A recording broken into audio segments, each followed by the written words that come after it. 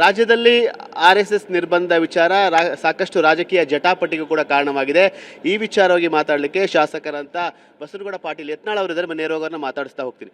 Sir, ಈಗ RSS ಚಟುವಟಿಕೆಗಳಿಗೆ ನಿರ್ಬಂಧ ಹಾಕಬೇಕು ಅನ್ನೋ ವಿಚಾರದಲ್ಲಿ ಸರ್ಕಾರ ಒಂದಷ್ಟು ಚಿಂತನೆಗಳನ್ನು ನಡೆಸ್ತಾ ಇದೆ. ತಮಿಳುನಾಡು ಮಾದರಿಯಲ್ಲಿ ಒಂದಷ್ಟು ನಿರ್ಬಂಧವನ್ನು ಹೇರಬೇಕು ಅನ್ನೋ ಒಂದು ರೂಪರೇಷೆಗೂ ಕೂಡ ಮುಂದಾಗಿದೆ.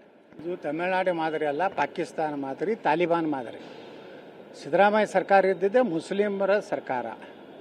ಅವ್ರಿಗೆ ಹಿಂದೂಗಳ ಅಂದರೆ ಅಲರ್ಜಿ, ಕುಂಕುಮ ಅಂದರೆ ಅಲರ್ಜಿ, ಹಿಂದೂಗಳ ಪೇಟ ಅಂದರೆ ಅಲರ್ಜಿ. ಅವ್ರು ಮಾತಾಡೋದು ಮಾತುಗಳು ಬರೇ ಮುಸ್ಲಿಮರ ಪರವಾಗಿ. ಅವ್ರು ಮಾಡಲಿ, ಏನು ಮಾಡ್ತಾರೆ ಮಾಡಲಿ. ಅವ್ರಿಗೆ ತಾಕತ್ತು ದಮ್ಮು ಸಿದ್ದರಾಮಯ್ಯಗಿದ್ದರೆ ಅವರೆಲ್ಲ ಮದ್ರಸಾಗಳೇನು ಅನಧಿಕೃತವಾಗಿ ನಡೀತಾ ಇವೆ, ಅಲ್ಲಿ ಎಲ್ಲ ದೇಶದ್ರೋಹಿ ಚಟುವಟಿಕೆ ನಡೀತಾ ಇವೆ.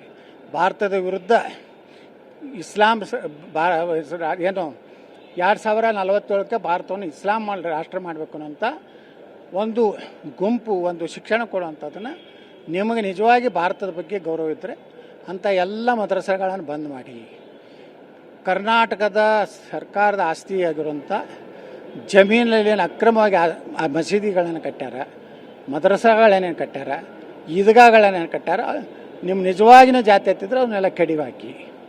ಇದನ್ನು ಬಿಟ್ಟು RSS ಮೇಲೆ, RSS ಏನೂ ನಿಮ್ಮನ್ನು ವೈಯಕ್ತಿಕ ದ್ವೇಷ ಮಾಡಿಲ್ಲ, RSS ನಿಮ್ಮ ವೈಯಕ್ತಿಕವಾಗಿ ಯಾರ ಬಗ್ಗೆ ಟೀಕೆ ಮಾಡಿಲ್ಲ, RSS ಎಲ್ಲಿಯೂ ಕಾಂಗ್ರೆಸ್ ವಿರುದ್ಧ ಹೇಳಿಕೆ ಕೊಟ್ಟಿಲ್ಲ.